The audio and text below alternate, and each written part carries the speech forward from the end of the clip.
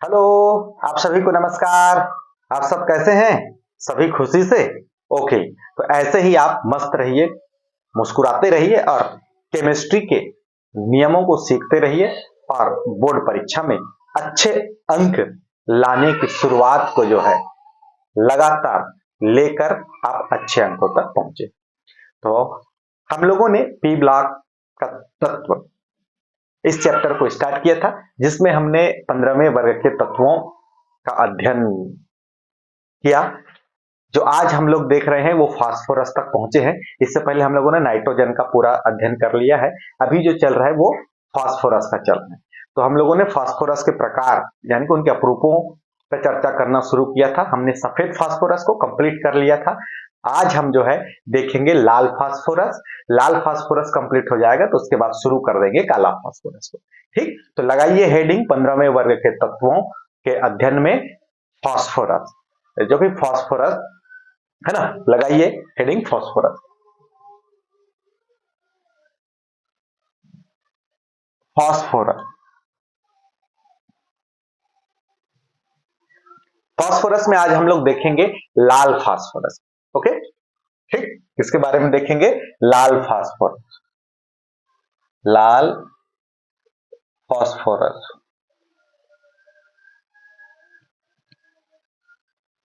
लाल phosphorus. तो सबसे पहले देखते हैं लाल फास्फोरस की निर्माण विधि।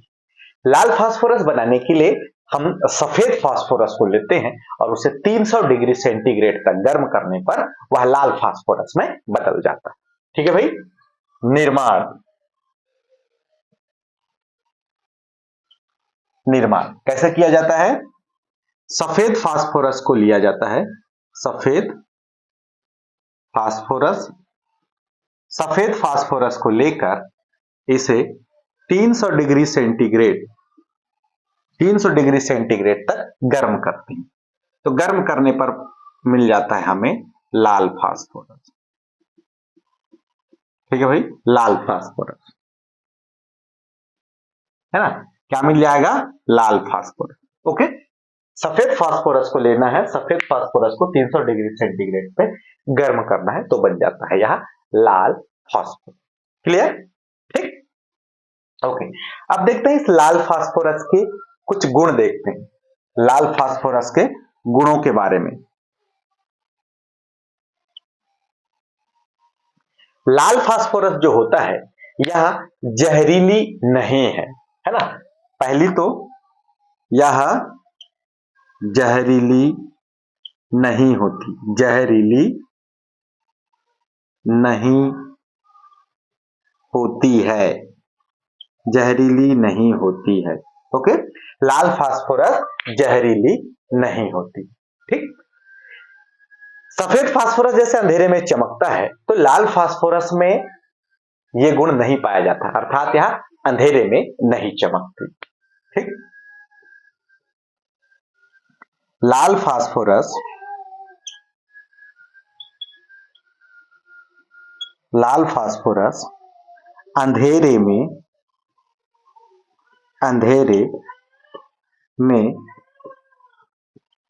नहीं चमकती है, नहीं चमकती। लाल फास्फोरस जो है अंधेरे में नहीं चमकती। ठीक। सफेद फास्फोरस को हमने देखा था कि वो पानी के साथ क्रिया नहीं करती, यानी कि अविलेय है, जबकि CH2 में विलेय होता है। लेकिन लाल फास्फोरस पानी और CH2 दोनों में अविलेय होता है। ठीक है भाई। तीसरा है लाल फास्फोरस H2O तथा CH2 दोनों में अविलेय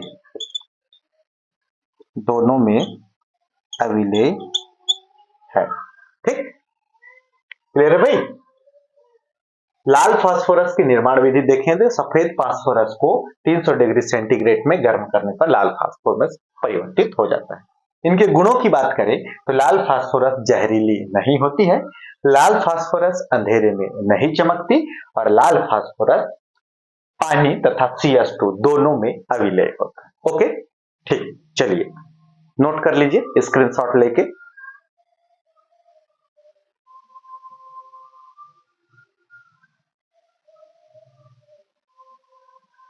हो गया? ठीक।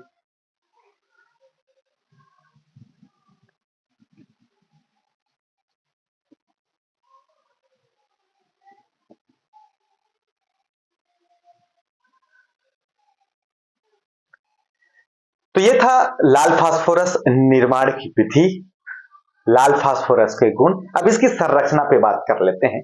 संरचना, लाल फास्फोरस की संरचना बहुलक के समान होती है। चलो देख लेते हैं लाल फास्फोरस की संरचना।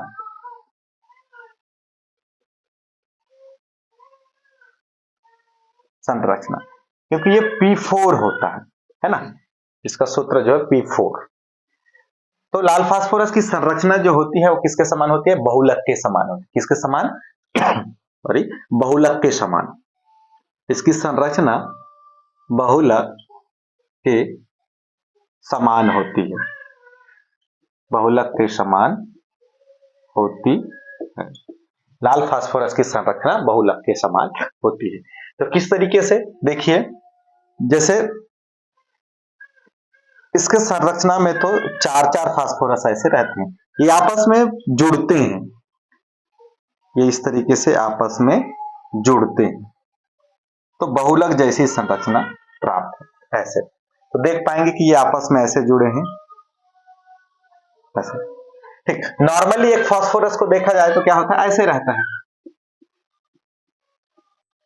ऐसे, ये आपस में ऐसे जुड़े रहते हैं। ठीक, तो यहाँ पे आपस में जुड़ने के लिए ये इनके बीच का तो बंध है, ये वाला बंध ब्रेक हो जाता है, ये वाला बंध ब्रेक हो जाता है, तो एक बंध इधर आ जाएगा, एक बंध यहां आ जाएगा। ठीक, फिर ऐसे इनके बीच का बंध ऐसे रहेगा, यहां से जो बंध टूटा है वो इधर इसके साथ बना लेगा, ऐसे ऐसे।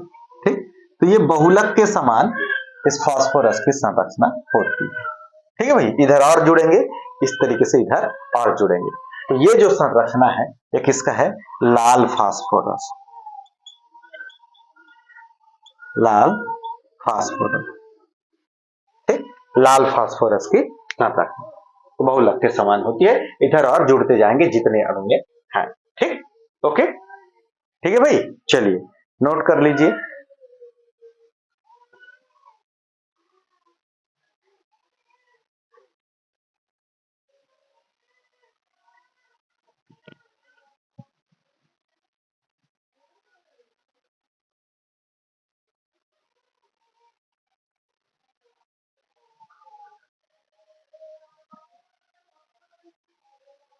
तो ये था लाल फास्फोरस, जिसमें हम लोगों ने केवल निर्माण विधि, उसके उनके गुणधर्म और उसकी संरचना पे हमने फोकस किया। तो लाल फास्फोरस में इतना चीज को आप तैयार कर लेंगे तो ये काफी है। अब देखते हैं तीसरा प्रकार, जो कि काला फास्फोरस, जिसको हमको ज्यादा डिटेलिंग से पढ़ना है। तो हेडिंग लगाइए अब, काला फास्फोरस।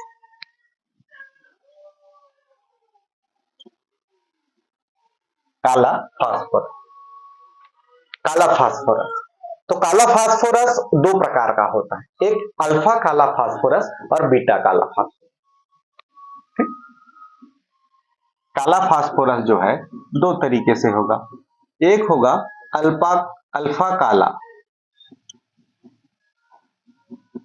फास्फोरस, दूसरा जो होगा वो बीटा काला फास्फोरस। तो काला फास्फोरस दो तरीके से, अल्फा काला फास्फोरस, बीटा काला फास्फोरस। ओके, अब देखते हैं इनकी निर्माण विधियां कि इनको कैसे बनाया जाता है। निर्माण, कैसे इनका निर्माण किया जाता है। तो सबसे पहले देखते हैं अपन अल्फा काला फास्फोरस के निर्माण, अल्फा काला फास्फोरस। ठीक है, तो यहां पे लिया जाता है लाल फास्फोरस को, लाल फास्फोरस को, किसको लेंगे? लाल फास्फोरस को। लाल फास्फोरस को लेकर गर्म करते हैं 530 डिग्री सेंटीग्रेड। कौन सा फास्फोरस लेना है? लाल फास्फोरस। लाल फास्फोरस को लेके 530 डिग्री सेंटीग्रेड तक गर्म करना है। जैसे ही हम लाल फास्फोरस को 530 डिग्री सेंटीग्रेड तक गर्म करते हैं तो हमको जो प्राप्त होता है वह काला अल्फा फास्फोरस होता है। ठीक, कौन सा होता है? काला अल्फा फास्फोरस। ठीक है भाई, यह अल्फा काला फास्फोरस जो है वो हमको प्राप्त होता है। तो ये जो अल्फा काला फास्फोरस होती है, इसकी संरचना जो होती है रोम्बिक संरचना होती है। इसकी संरचना कैसी होती है? रोम्बिक संरचना होती है, रोम्बिक संरचना।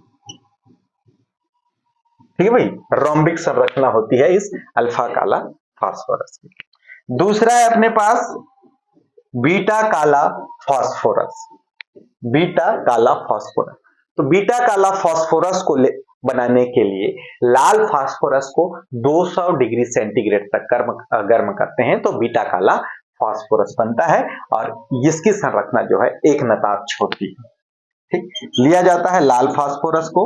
लाल फास्फोरस को लेकर अब यहाँ पे जो है 200 डिग्री सेंटीग्रेड तक गर्म करते हैं। कितना में? 200 डिग्री सेंटीग्रेड में ही रोक देते हैं। 200 डिग्री सेंटीग्रेड में रोकने पर ये जो है बीटा काला फास्फोरस बनता है। बीटा काला फास्फोरस,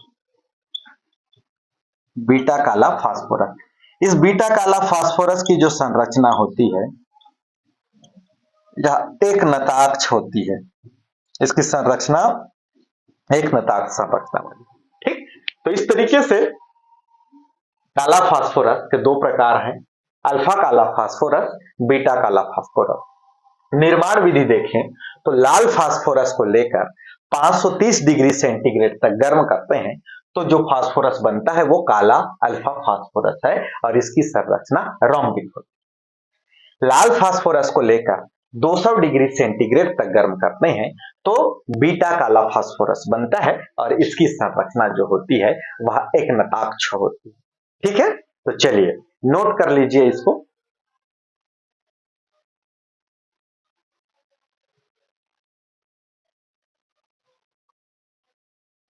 ओके, हो गया? ठीक,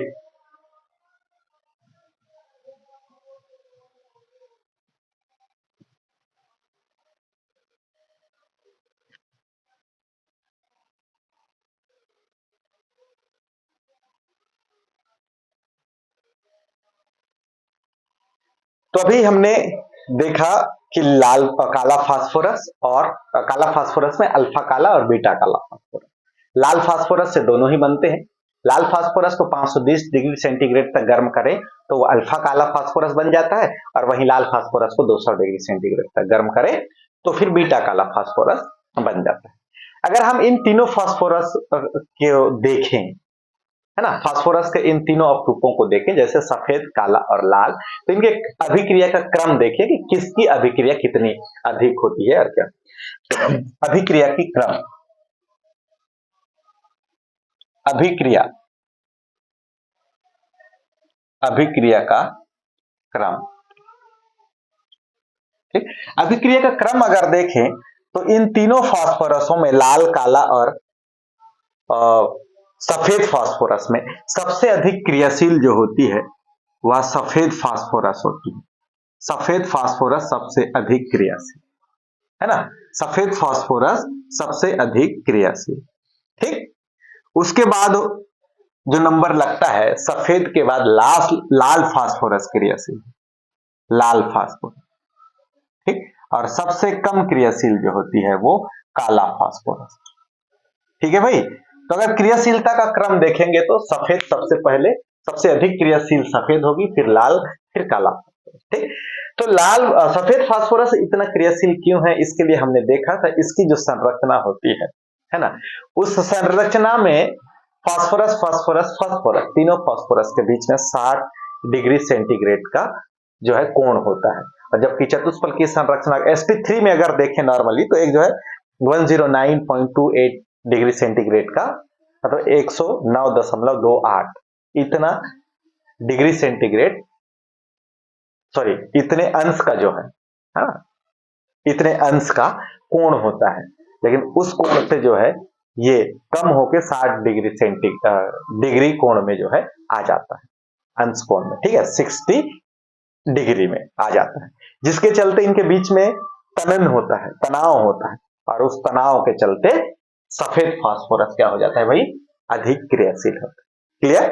ठीक है, अब देखिए इनका तापीय स्थायित्व, कौन ज्यादा ताप रूप में स्थायित्व, ठीक है ना।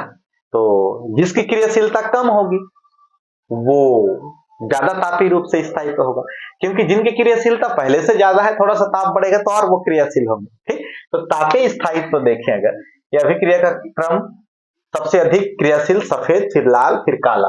अब देखते हैं तापीय स्थायित्व, तापीय स्थायित्व का क्रम। तो इसमें सबसे कम क्रियाशील वाला का तापीय स्थायित्व ज्यादा होगा, यानी कि सबसे अधिक तापीय स्थायित्व किसका होगा, काला, काला फास्फोरस। फिर उसके बाद किसका आएगा, लाल फास्फोरस। फिर सबसे कम तापीय स्थायित्व किसका, सफेद का। और सफेद जो है ऐसी भी अधिक क्रियाशील, ठीक है भाई। चलिए समझ में आ गया। अभिक्रिया का क्रम देखेंगे तो ज्यादा क्रियाशील सफेद फास्फोरस होता है, फिर लाल फास्फोरस, फिर सबसे कम काला फास्फोरस।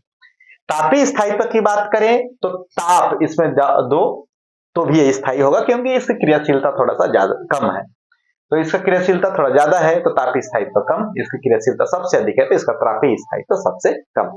चलिए स्क्रीनशॉट लेकर इसको नोट कर लीजिए।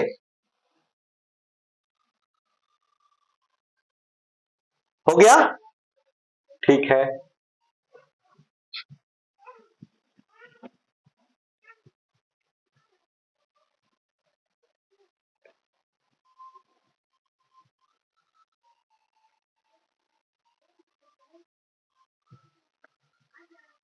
तो ये था तीनों फास्फोरसों का अभिक्रिया का क्रम तथा उनका तापीय स्थायित्व। अब देखते हैं फास्फोरस के कुछ महत्वपूर्ण यौगिकों के ऊपर चर्चा करते हैं, ठीक। फास्फोरस के कुछ महत्वपूर्ण यौगिक।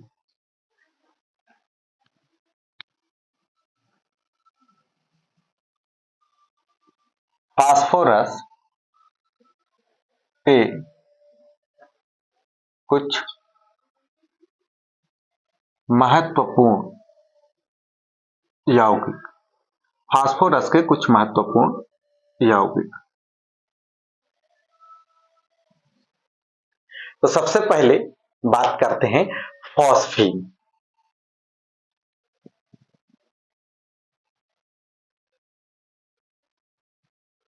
फॉस्फीन फास्फोरस के महत्वपूर्ण यौगिकों में सबसे पहले phosphine PH3, phosphine PH3, okay. तो सबसे पहले देखते हैं फॉस्फीन बनाने की विधि। फॉस्फीन बनाने की विधि, फॉस्फीन यौगिक फास्फोरस का एक महत्वपूर्ण यौगिक है, जिसमें सबसे पहले अपन देखेंगे फॉस्फीन बनाने की निर्माण विधि है, फॉस्फीन बनाने की विधि, है ना। यहाँ पे बात करेंगे सबसे पहले फॉस्फीन बनाने की विधि। तो यहाँ हम फॉस्फीन का निर्माण किसके द्वारा करेंगे, इसे यहाँ पे करेंगे अपन CA3P2, CA3P2 के द्वारा फॉस्फीन निर्माण, इसके द्वारा जो है फॉस्फीन का निर्माण, ठीक। तो इसको अगर देखें तो ये जो है यहाँ पे CA3 कैल्शियम का यहाँ +2 ऑक्सीडेशन इस अवस्था में होता है, और फास्फोरस जो यहाँ पे माइनस के 3 ऑक्सीकरण अवस्था में होता है, ठीक है भाई। तो यहाँ पे देखेंगे कि किस तरीके से ये क्रिया करते हैं और फॉस्फीन का निर्माण करते हैं, ठीक। तो देखेंगे कि CA3P2 इसकी क्रिया करवाते हैं पानी, है ना। तो यहाँ पे देखेंगे फास्फोरस -3 में है और कैल्शियम जो है +2 ऑक्सीकरण अवस्था में, ठीक, ओके। ये जो वाटर मॉलिक्यूल जब ब्रेक होगा तो ये होगा H+ में और OH- में, ठीक। अब क्या करना है, इसका प्लस इसके माइनस से जुड़ेगा, तो यहाँ का प्लस क्या है, Ca, कैल्शियम आयन, कैल्शियम का कितना है +2 इसके माइनस से क्रिया करेगा, इसके पास माइनस क्या है OH, और इसका +2 इसकी संख्या पे चले जाएगा, तो यहाँ पे क्या हो जाएगा CaOH2, ठीक। अब बचा क्या P, फास्फोरस, फास्फोरस का कितना है, -3 है, और इसको क्या चाहिए, +3 चाहिए, तो यहाँ के 3 प्लस ले लेगा, ठीक, 3 प्लस ले लेगा, तो क्या बन जाएगा यहाँ पे, PH3, है ना, PH3, ठीक है भाई। इस तरीके से यहां से फॉस्फिन बन जाता है, या क्या बन जाता है, फॉस्फिन जो है बन जाता है, ठीक। अगर समीकरण बैलेंस नहीं होगा तो वो काम आप करेंगे, ठीक है भाई, ओके। इस तरीके से हम क्या बना सकते हैं, फॉस्फिन का निर्माण होता है, ठीक। एक दूसरा तरीका और है, पानी न लेके वहां पे अगर एसिड लेते हैं, HCl, हाइड्रोक्लोरिक अम्ल को लिया जाए, Ca3P2 प्लस HCl, यहां से ये ब्रेक होगा ऐसा, ये -3 प्लस का 2, ये यहां से ब्रेक होगा -1 प्लस का 1, ठीक, इस तरीके से ब्रेक होता है। अब यहाँ पे फिर वही, इसका माइनस उसके प्लस के साथ, इसका प्लस उसके माइनस के साथ, ऐसे क्रिया करेंगे।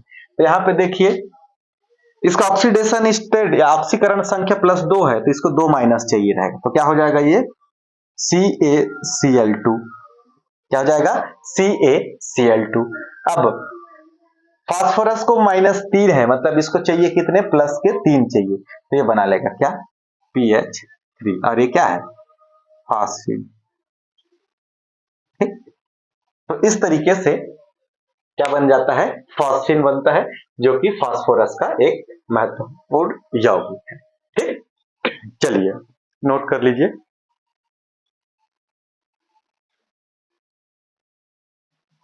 या फॉस्फिन बनाने का सामान्य विधि, हो गया, नोट हो गया जी, चलिए सॉरी।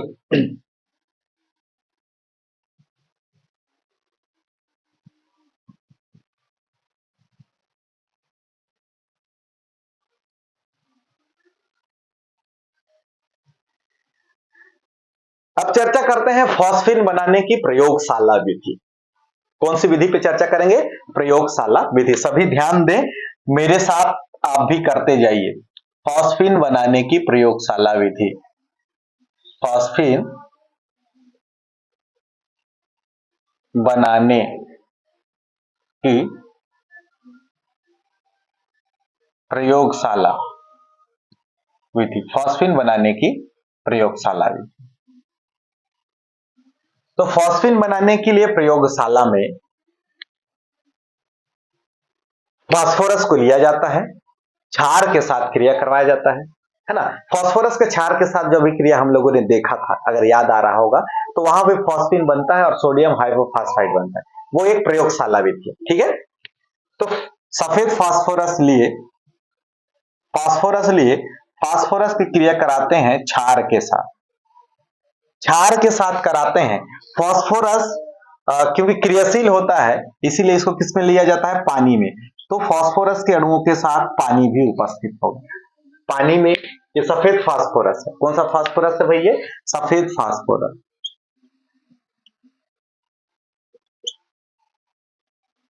सफेद फास्फोरस है, ठीक।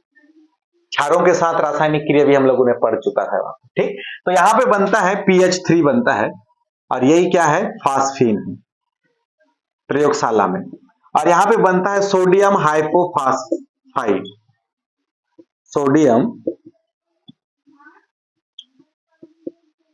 हाइपोफॉस्फाइड, ठीक है भाई, सोडियम हाइपोफॉस्फाइड। तो प्रयोगशाला में इस तरीके से फॉस्फिन का निर्माण हो जाता है, ठीक।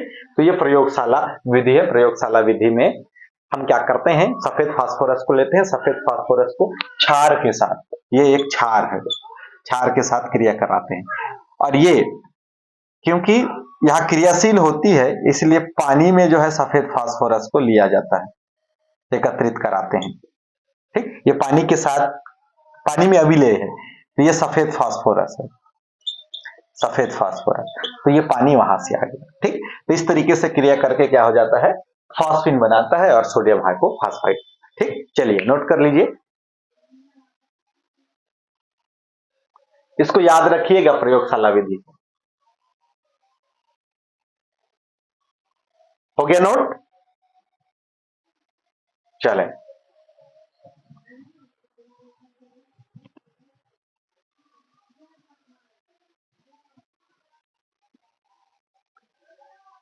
अब देखते हैं इस फॉस्फीन के गुण, कुछ गुणों पे अपन चर्चा करते हैं। ठीक, तो हेडिंग लगाइए फॉस्फीन के गुण।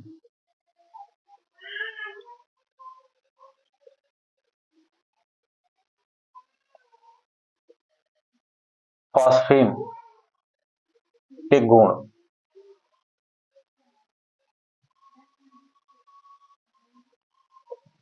फॉस्फीन के गुण। फॉस्फीन जो होता है यह रंगहीन, गंधहीन, सड़ी हुई गंध मछली की जो है आती है। ठीक है, रंगहीन, गंधहीन और सड़ी सड़ी हुई मछली की जैसी गंध। ठीक, क्या होगा यहां? रंगहीन होगा, रंगहीन, रंगहीन होती है। ठीक है, सॉरी गंधहीन नहीं, जहरीली, सॉरी गंधहीन नहीं, वो तो सड़ी हुई मछली की जैसी गंध। तो रंगहीन होता है ना। इसकी रंग की बात करें तो ये कैसा होता है? रंगहीन है, रंगहीन है। ओके, इसकी गंध की बात करें तो ये सड़ी मछली के जैसे गंध है, सड़ी मछली की गंध,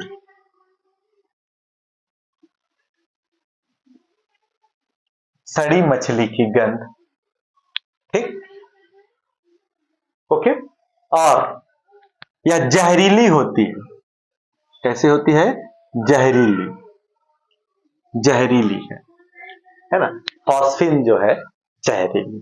ठीक, शुद्ध अवस्था में यह जो है ज्वलनशील है, सॉरी शुद्ध अवस्था में यह अज्वलनशील, शुद्ध अवस्था में फॉस्फीन अज्वलनशील है। ये दूसरा, यह जहरीली है। शुद्ध अवस्था, शुद्ध अवस्था में यह अज्वलनशील है, अज्वलनशील। जब शुद्ध अवस्था में रहती है तो यह जो है अज्वलनशील है ना। यह कैसा रहेगी? अज्वलनशील है। कब? शुद्ध अवस्था। लेकिन जैसे ही इसमें फास्फोरस का वाष्प या P4O6, sorry P4H, P4O, P4 नहीं, P4 नहीं जी, P2H5 के वाष्प की उपस्थिति में ज्वलनशील होती है। इनकी उपस्थिति में ये कैसा है? ज्वलनशील। ठीक, शुद्ध अवस्था में तो स्वयं ये अज्वलनशील है, लेकिन जैसी फास्फोरस P4 का वाष्प या P2H5 का वाष्प उपस्थित हो तो उनकी उपस्थिति में यह जलता है। ठीक, कुछ आक्सीकारकों की वाष्प की उपस्थिति में इसमें आग पकड़ता है, जिनमें से HNO3, Cl2 तथा Br2 के वाष्पों की उपस्थिति में आग पकड़ता है ना। ये सभी यहां पे जो है आक्सीकारक।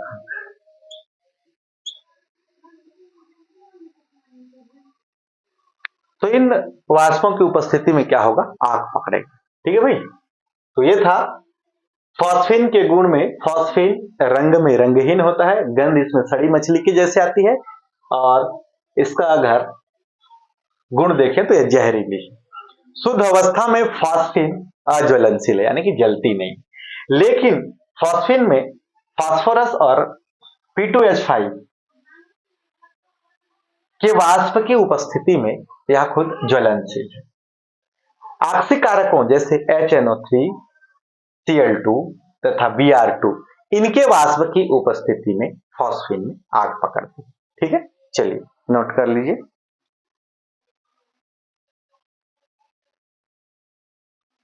ठीक हो गया। तो ये था लाल फास्फोरस, काला फास्फोरस। काला फास्फोरस के दो प्रकार, काला अल्फा, बीटा अल्फा। फिर हमने उनकी निर्माण विधियां देखी। फिर हम लोगों ने लाल, काला और सफेद फास्फोरस के स्थायित्व, ताप के प्रति स्थायित्व का क्रम देखा, उनकी क्रियाशीलता का क्रम देखा। फिर हम लोगों ने स्टार्ट किया फास्फोरस के कुछ महत्वपूर्ण यौगिक, जिसमें हमने स्टार्ट किया फॉस्फेट। फॉस्फीन बनाने की हम लोगों ने प्रयोगशाला विधि देखी, नॉर्मल विधियां भी देखा, ठीक है। और हम लोगों ने अंतिम में फॉस्फीन के गुणों पे चर्चा की। तो आज के वीडियो में बस इतना ही। अगले दिन फिर आपसे मुलाकात होगी और इसके आगे का टॉपिक जो है कंटिन्यू लेके चलेंगे। तब तक के लिए हम आपसे विदा लेते हैं और इसी उम्मीद के साथ कि आप जो है लगातार मेहनत करते रहिए और हमारे चैनल के इस वीडियो को देखते रहिए और अपने दोस्तों तक भी शेयर करें, ठीक है। जय हिंद।